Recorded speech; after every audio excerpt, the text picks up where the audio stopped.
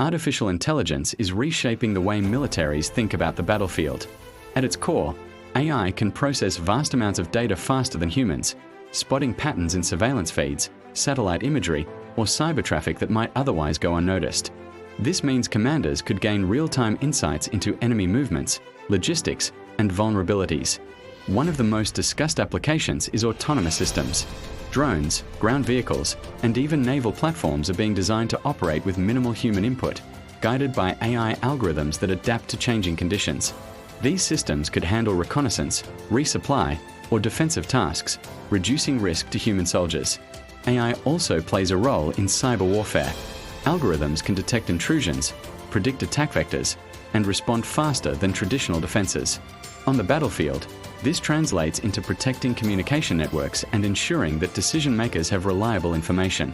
Another frontier is decision support. AI could simulate countless scenarios, helping leaders weigh options in seconds. Rather than replacing human judgment, the goal is to augment it, providing clarity in the fog of war. But these advances raise profound ethical and strategic questions. Who is accountable if an autonomous system makes a lethal decision?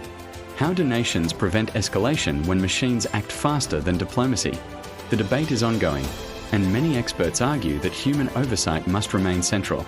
The future battlefield may be defined not just by firepower, but by information power. AI will likely serve as a force multiplier, an invisible partner shaping tactics, logistics, and defense. Whether this leads to greater stability or new risks depends on how responsibly humanity integrates these technologies.